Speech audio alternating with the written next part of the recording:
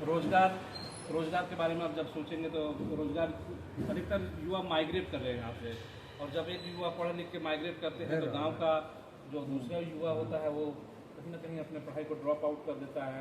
Educational स्थिति सही नहीं है, हेल्थ का जो स्थिति होना चाहिए, किसी भी स्पेशली मैटरनिटी में जब भी किसी महिला का जब डिलीवरी के लिए थोड़ा सा इशू के लिए उनको कहीं ना कहीं उनको जाना पड़ता है, या तो धनबाद जाना पड़ता है या फिर प्राइवेट में जाना पड़ता है। ये सब सारी चीज़ें, बहुत सारी इशूज़ हैं। इस बार अगर सारठ की जनता आपको अपना आशीर्वाद देती है और आपको विधायक के रूप में आपको सारठ में बैठाती है, तो आपको सबसे पहले मूलभूत आपकी प्राथमिकता क्या रहेगी सारठ की जनता के लिए? बिल्कुल, हेल्थ एंड एजुकेशन। मैं खुद नीति आयोग में एक प्रोजेक्ट में काम कर रहा था। कल मैंने रिजाइन दे दिया, और इससे पहले मैं आपको बता देना चाहता हूँ, बहुत से साथी हमारे पूछना चाहते हैं कि अजरुद्दीन कौन है। अजरुद्दीन कौन है? अजरुद्दीन सारठ में जो कोठा में एंकरिंग किए थे वो है अजरुद्दीन वो है जब विधानसभा घेरा हुआ तो अपने पीठ में लाठी खाए थे, जब गोलियां चल रही थी, बुलेट चल रही थी, जब आंसू गैस चल रही थी, रबड़ के बुलेट चल रहे थे, तब वहाँ खड़ा था। अजरुद्दीन वो है जो जामतड़ा में बंदी करने के लिए जब वहाँ पे खड़ा था। हाँ, मैं डिपार्टमेंट में आ गया तो कहीं ना कहीं मेरे हाथ पैर और जुबान में बेड़ी लग गया था, लेकिन मैं बैकडोर से मैं काम करते रहा था। मैं आपको बता देना चाहता हूँ, मैं सैटरडे मेरा जैसे छुट्टी होता तो अपने फैमिली को बनाता था। मैं यहाँ तक कि मुझे राजनीति करने के लिए मेरे फैमिली मुझे परमिशन नहीं देती थी, नहीं तुम राजनीति नहीं कर सकते हो। लेकिन मैं एक अच्छे संस्थान से मैं पढ़ के आया हूँ, और उसके बाद मैं सैटरडे को निकल जाता था, कभी गोड्डा, कभी माघामा, कभी पाकुड़। तो वहाँ पे जाके मेरा दृष्टिकोण ये नहीं था कि एक विधानसभा को हम सीमित करें।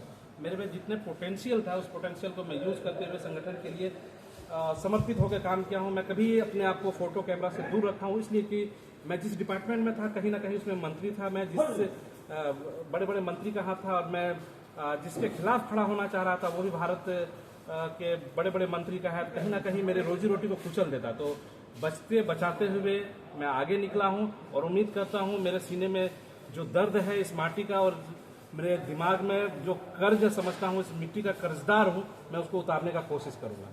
अंतिम सवाल सर, सारठ हमारे चैनल के माध्यम से आप सारठ की जनता से क्या अपील करना चाहते हैं? बस अपना मत का अधिकार जो है, मताधिकार 5 साल में आता है। जात धर्म छोड़िए, ऊपर उठिए उससे, और जो आपके अधिकार का बात करता है, जो कहने का मतलब है कि बीजेपी सरकार आई थी, उसने भी आपको धर्म का टोपी, और किसी ने धर्म का टोपी पहना के आपसे वोट लिया, किसी ने टीका लगा के वोट लिया। उन सबों से ऊपर आइए। आज आप किसी मतलब जो अभी का जो जनरेशन वो एडवांस जनरेशन है, इन सबको छोड़िए, ऊपर आइए और एक अपना मत का अधिकार ज़्यादा से ज़्यादा वोट दीजिए, और अच्छे लोगों को दीजिए।